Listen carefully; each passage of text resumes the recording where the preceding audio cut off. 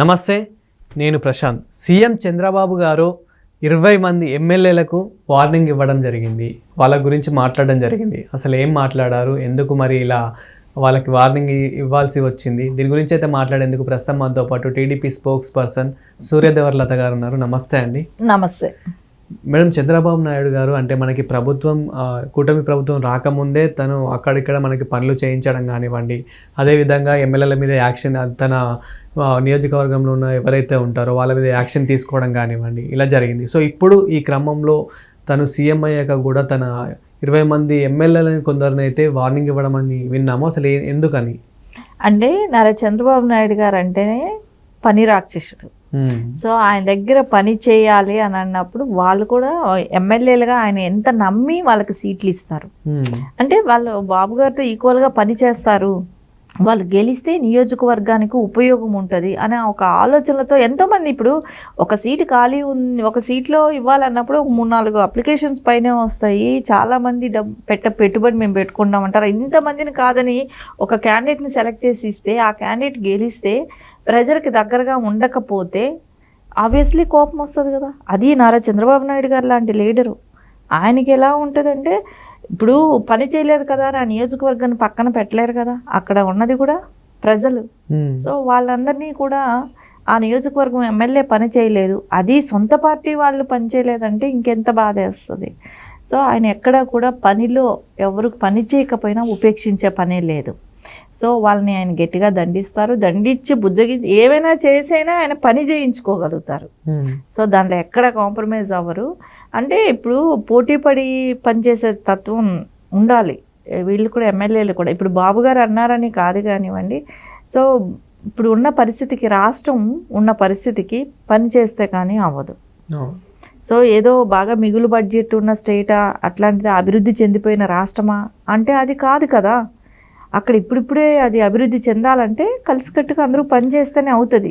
గత ప్రభుత్వంలో మనకి ఎక్కువ వినిపించేది అన్యాయాలు, అక్రమాలు, అరాచకాలు అని చెప్పేసి చాలా వింటూ ఉన్నాము. సో మరి ఇప్పుడున్న ఈ కూటమి ప్రభుత్వంలో అవన్నీ తగ్గాయి అంటారా? ఇవన్నీ తగ్గించడానికేగా తెలుగుదేశాన్ని నమ్ముకున్నారు, తెలుగుదేశంకి పట్టం కట్టారు, కూటమి ప్రభుత్వం అధికారంలోకి వచ్చింది. సో వీటి మూలానే ప్రజలకైతే ఏదైతే ఈ అరాచకాలు, దుర్మార్గాలు ఇవి ఉండవు అని చెప్పారో దాని ప్రకారమే జరుగుతుంది. అది కాదనట్లేదు. కానీ ఇక్కడ కొంతమంది ఎమ్మెల్యేలు చేయనప్పుడైతే అది బాబు గారికి దృష్టికి పని అంటే, అక్కడ ఉన్న ప్రజలు ఏదైనా పని కావాలని ఎమ్మెల్యేని అడిగారు అనుకోండి, అక్కడ ఏమైనా డిలే చేయడము, పని చేయకపోవటము ఇట్లాంటివి ఉన్నప్పుడు నెక్స్ట్ బాబు గారిని కలిసే ఆప్షన్ ఉంటుంది. సో మాకేంటంటే తెలుగుదేశం కేడర్కి ఏంటంటే బాబు గారు అందరితో కూడా ఎప్పుడు నిత్యం టచ్లో ఉండే నాయకుడు. సో ఇప్పుడు ఒక చోటుకి వెళ్తే ప్రతి నాయకుడిని పేరు పెట్టి పలకరించే వ్యక్తి నారా చంద్రబాబు నాయుడు గారు. ప్రతి వాళ్ళు కూడా ఆయన మైండ్లో ఉంటారు. అలాంటప్పుడు మీ ఊరు ఎలా ఉంది ఏంటి అని అడిగినప్పుడు, వాళ్ళ ఊర్లో ఉన్న సమస్యలు వాళ్ళు చెప్పినప్పుడు ఆ నియోజకవర్గంలో ఎమ్మెల్యే ఏం చేస్తున్నాడు అనేది అనుకుంటారు కదా. సో ఖచ్చితంగా అలాంటిది ఆయన దృష్టికి వెళ్ళి ఉంటాయి. సో అలా వెళ్ళినప్పుడు వాళ్ళు అక్కడ జరిగే పనుల గురించో, అక్కడ వాళ్ళ ఎమ్మెల్యే కోఆపరేట్ చేయలేదనో అలాంటివి ఏదైనా చెప్పుంటే, సో బాబు గారు దాని తర్వాత వెంటనే వీళ్ళు చెప్పారు కదా అని వెంటనే ఆయన ఏం చేయరు. సో దాని తర్వాత ఇన్వెస్టిగేషన్ అక్కడ ఎట్లా ఉంది ఏంటి అనేది కనుక్కొని, ఆయన ఏమన్నా కనుక్కొని తర్వాత వాళ్ళని ఏమైనా మందలించడం జరుగుతుందే కానీ డైరెక్ట్గా వాళ్ళు చెప్పారని చెప్పేసి కూడా ఇచ్చేయరు. తర్వాత ఈయన ఎంక్వైరీ చేసుకున్న తర్వాత క్లియర్గా ఒక డెసిషన్కి వస్తారు. కానీ ఇక్కడ ఏంటంటే బాబు గారికి ఏంటంటే పని చేయాలి, పని చేసేవాళ్ళు కావాలి. ఇప్పుడున్న రాష్ట్రం ఉన్న పరిస్థితి, ఇప్పుడు అమరావతి కట్టుకోవాలి. సో ఈ అమరావతి కట్టుకోవాలి. ఇప్పుడు బాబు గారి మీద ఎంత ఒత్తిడి ఉంది. అమరావతి, పోలవరం, రాష్ట్రం దివాలా తీసిన రాష్ట్రం, ఇన్ని రకాల ప్రాబ్లమ్స్ ఉండి ఆయన రకరకాల ప్రాబ్లమ్స్తో ఆయన తిరుగుతుంటే, సో ఎమ్మెల్యేలు పని చేయకపోతే అది కూడా బర్డెన్ అయినప్పుడు ఎలా ఉంటుంది? సో ఆయన పని ఇప్పటికే నిత్యం ఆయనతో పోటీ పడి చేయాలి, ఆయనతో కలిసి పని చేయాలనుకునే వాళ్ళు చాలామంది ఉంటారు. సో ఆయనతో పోటీ పడి ఎవరు కూడా చేయలేని పరిస్థితి. కానీ ఆయనతో కలిసి నడవాలనుకున్నప్పుడు ఖచ్చితంగా ఆయనలో సగభాగమైన వీళ్ళు పని చేయగలగాలి కదా. మనకి అది చేయనప్పుడు ఆటోమేటిక్గా ఎవరైనా కోపం అనేది వస్తుంది. కూటమి ప్రభుత్వం రాకముందే చంద్రబాబు నాయుడు గారు అయితే చెప్పడం జరిగింది, నేను వచ్చాక అమరావతిని చాలా హైలైట్ చేస్తానని చెప్పేసి వచ్చాక వెంటనే అమరావతిని అయితే స్టార్ట్ చేయడం జరిగింది డెవలప్మెంట్ అయితే. సో అమరావతిని పక్కన పెడితే ఇంకా మిగతా నియోజకవర్గం అంటే మిగతా ఏరియాలు ఎలా ఉన్నాయి, పనులు ఇప్పుడు ఎలా జరుగుతున్నాయి? ఇప్పుడు నియోజకవర్గాలలో మెయిన్ అయితే ఫస్ట్ బాబు గారు సీఎం అయిన దగ్గర నుంచి రోడ్లు అనేది అయితే కంపల్సరీ అన్ని నియోజకవర్గాలలో కూడా స్టార్ట్ చేశారు, రోడ్లు వేసుకున్నారు.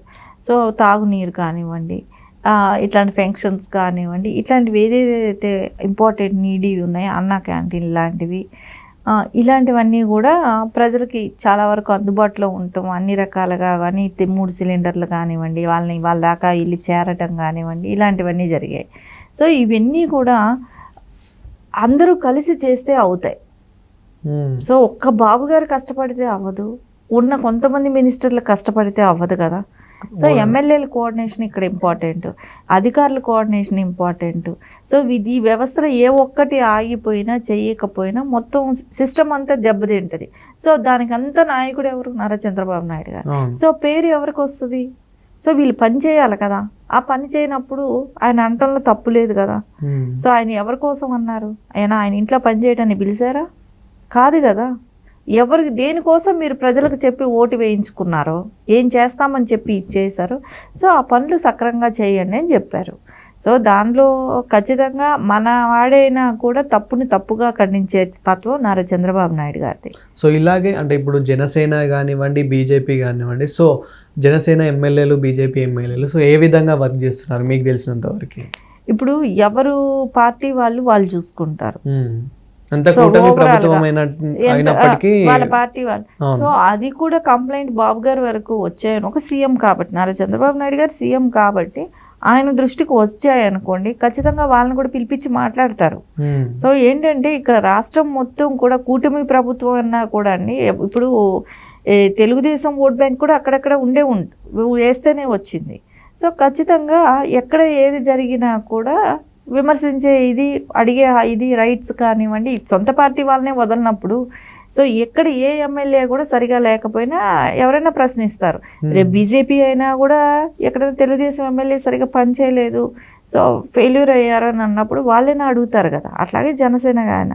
సో ఇక్కడ ఏంటంటే కూటమి అనేది కలిసికట్టుగా పనిచేయటానికి, సో ఆ కలిసికట్టుగా పనిచేసే దాంట్లో ఎమ్మెల్యేలు కూడా ఉన్నారు. సో వాళ్ళు కూడా అంటే ఈ యొక్క తెలుగుదేశం అనే కాదు, జనసేన అయినా బీజేపీ అయినా ఎవరి ఎమ్మెల్యేలు అయినా కూడా సో వాళ్ళందరూ కూడా రాష్ట్ర అభివృద్ధికి తోడ్పడాలి. అది కాకుండా మేము చెయ్యము అంటే గతంలో ఉన్న వాళ్ళ ఎమ్మెల్యే అంటే గతంలో ఉన్న వైసీపీని పోల్చుకుంటూ దాంతో మీరు పోల్చుకుని పనిచేయడానికి మీకు ఓట్లు వేయలేదు, సో మనం ఇంకా బెటర్మెంట్గా చేస్తాం కాబట్టి అని ప్రజలు నమ్మారు, ఓటు వేశారు. సో దాన్ని నిరూపించుకోవాలి అనే బాధ్యత కలిగిన వ్యక్తి నారా చంద్రబాబు నాయుడు గారు. సో ఆయన గైడెన్స్లో అయితే నడవాల్సిన బాధ్యత ఎమ్మెల్యేలకు ఉంది. ఇప్పుడున్న వైసీపీ ఎమ్మెల్యేలు అట్లీస్ట్ మరి ఇప్పుడైనా పనిచేస్తున్నారా లేదా? అంటే ఎందుకు గత ప్రభుత్వంలో మనం చూసాము చాలామంది ఎమ్మెల్యేలు ఎలా వర్క్ చేశారు ఏంటి అనేది, ఇప్పుడున్న ఎమ్మెల్యేలు మరి వర్క్ చేస్తున్నారా లేదా? ఎమ్మెల్యేలే ఎందుకు, జగన్మోహన్ రెడ్డి వర్క్ చేయట్లేదు, ఆయన నియోజకవర్గాన్ని పట్టించుకోవట్లేదు, ఇంకా ఎమ్మెల్యేల వరకు ఎక్కడ వెళ్తాం? అందుకే అసెంబ్లీకి కూడా రావట్లేదు. అసెంబ్లీకి కూడా రావట్లా. వాళ్ళు వచ్చిన అసెంబ్లీలో కూడా సంతకాలు పెట్టేసి వెళ్ళిపోతున్నారు. ఈరోజు సాక్షాత్తు స్పీకర్ గారు చెప్తున్నారు, దొంగ సంతకాలు పెట్టేసి ఇంకా ఎప్పటికో అసెంబ్లీ ఓపెన్ అయ్యే డేట్లకు కూడా పెట్టేసి వెళ్ళిపోయారు, ఆ లగ్జరీలో కూడా అట్లా పెట్టేశారు అని చెప్పి సాక్షాత్తు స్పీకర్ గారే చెప్తున్నారు వీళ్ళు పెట్టే దొంగ సంతకాలకన్నిటికీ. అంటే వాళ్ళకి బాధ్యత లేని వ్యక్తులు, ఇంకా వైసీపీ ఎమ్మెల్యేలు అంటే ఇంకా బాధ్యత లేని వ్యక్తులు. వైసీపీ అధినాయకుడైనా అదే జరుగుతుంది. ఆయన పులివెందలనే పట్టించుకొని ఆయన ఇంకా మిగతా ఉన్న నియోజకవర్గాలను వాళ్ళ ఎమ్మెల్యేలు 10 మందిని గురించి కూడా ఎందుకు పట్టించుకుంటారు? పట్టించుకునే ప్రసక్తి కనపడడం లేదు. అయినా కూటమి ప్రభుత్వం పట్టించుకుంటుంది, అక్కడ కూడా అన్ని పనులు జరుగుతాయి. Thank you. నమస్తే.